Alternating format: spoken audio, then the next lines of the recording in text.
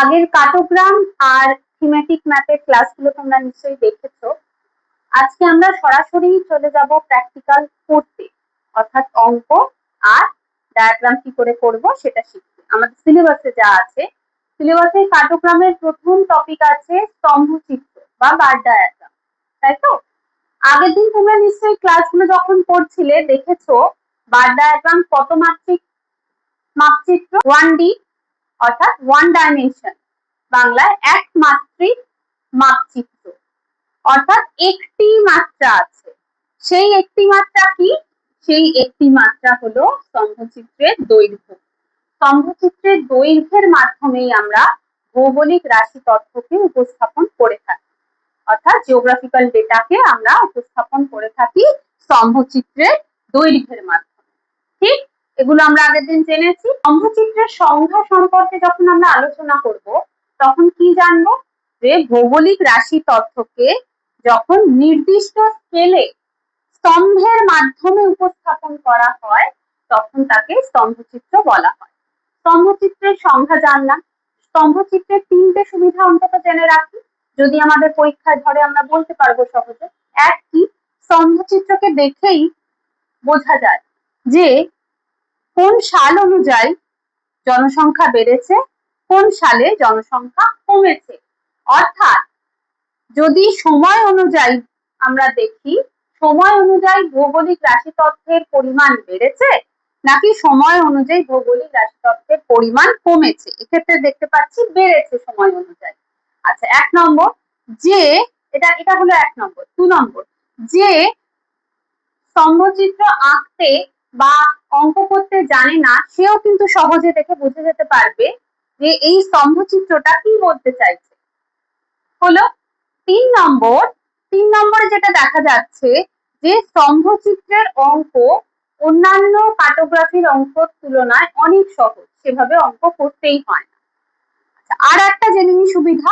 আর একটা সুবিধা হলো যে এই স্তম্ভচিত্রের দ্বারা শুধুমাত্র একই ধরনের ভৌগোলিক রাশি তথ্যকে যে উপস্থাপন করা যায় তা নয়। এখানে যেমন আমরা জনসংখ্যাকে উপস্থাপন করেছি, ঠিক আছে, তেমনি আলাদা করে আমরা পুরুষ মহিলা দুটো জনসংখ্যাই একসাথে, অর্থাৎ পুরুষ এবং মহিলা আলাদা আলাদা করে একই স্তম্ভচিত্রের মাধ্যমে কিন্তু আমরা উপস্থাপন করতে পারবো। সেই স্তম্ভচিত্রের নাম আবার আলাদা হয়ে যাবে। এই ধরনের স্তম্ভচিত্র, অর্থাৎ যেখানে শুধুমাত্র একই ধরনের ভৌগোলিক রাশি তথ্যকে আমরা উপস্থাপন করছি, যেমন এখানে শুধুমাত্র জনসংখ্যাকে উপস্থাপন করা হয়েছে, পুরুষ মহিলা আলাদা করে নয়, শুধু জনসংখ্যা, তাহলে একই ধরনের যেহেতু ভৌগোলিক রাশি তথ্য এখানে উপস্থাপিত হচ্ছে, এই ধরনের বার ডায়াগ্রামকে বলা হয় সরল স্তম্ভচিত্র। আর যখন অনেক ধরনের ভৌগোলিক রাশি তথ্যকে আমরা স্তম্ভচিত্রের মাধ্যমে দেখাচ্ছি তখন সেটা আর সরল থাকছে না, সেটা কি থাকছে আমরা পরের স্লাইডে দেখে নিই। চলো। আচ্ছা, স্তম্ভচিত্রের সংজ্ঞা শুনলে, সুবিধা শুনলে, এবার একটু দেখে নিই স্তম্ভচিত্রের প্রকারভেদগুলো, অর্থাৎ শ্রেণী বিভাগ। স্তম্ভচিত্রকে তিনটে ভাগে ভাগ করা যায়: সরল স্তম্ভচিত্র, যৌগিক স্তম্ভচিত্র, মিশ্র স্তম্ভচিত্র। আমরা বাংলায় পড়লেও একটু ইংলিশ টার্মগুলো জেনে রাখি, পরে আমাদেরই সুবিধা হবে। স্তম্ভচিত্র অর্থাৎ বার ডায়াগ্রাম, সরল স্তম্ভচিত্র অর্থাৎ সিম্পল বার ডায়াগ্রাম, যৌগিক স্তম্ভচিত্র কম্পাউন্ড বার ডায়াগ্রাম, মিশ্র স্তম্ভচিত্র কম্পোজিট বার ডায়াগ্রাম। ঠিক আছে, এবার তাহলে দেখে নিই সরল স্তম্ভচিত্রের মাধ্যমে কি দেখাচ্ছি। আমরা ইন জেনারেল সংখ্যায় কি করেছিলাম না, ভৌগোলিক রাশি তথ্যকে স্তম্ভের মাধ্যমে যখন উপস্থাপন করা হচ্ছে তখন তাকে স্তম্ভচিত্র বলা হচ্ছে। সরল স্তম্ভচিত্রে হচ্ছে একই ধরনের ভৌগোলিক রাশি তথ্যকে আমরা উপস্থাপন করছি। যেমন যেমন ধরে নাও এখানে বছর ওয়াইজ ধানের উৎপাদনকে দেখানো হয়েছে। এটা ধরো 1990, এটা 2000 সাল, আর এটা 2010 সাল, অর্থাৎ 10 বছর গ্যাপে ধানের উৎপাদন একই আছে নাকি বেড়েছে নাকি কমেছে, এটা 0, এটা 10, এটা 20।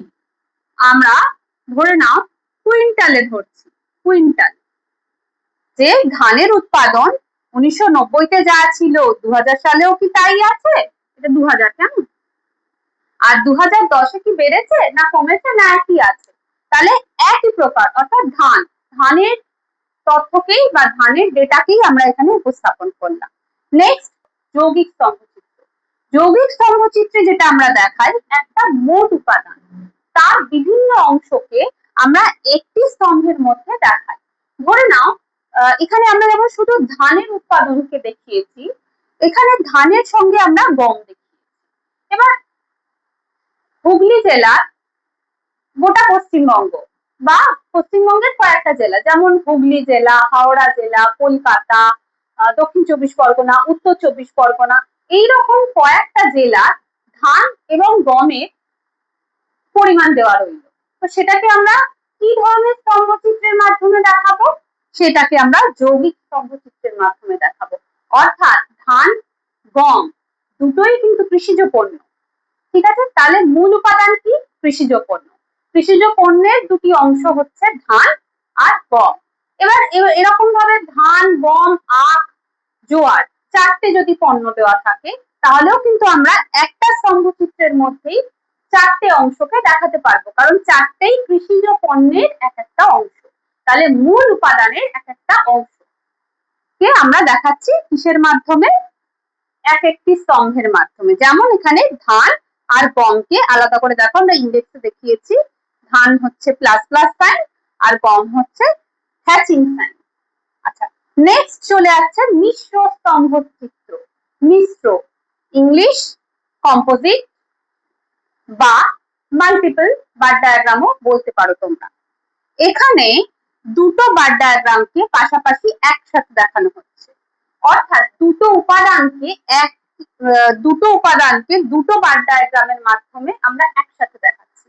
এইটি সাধারণত দেখানো হয় তুলনা যখন করা হচ্ছে। এখানে যেমন দেখানো হয়েছে পুরুষ ও মহিলা দুটি স্তম্ভের মাধ্যমে।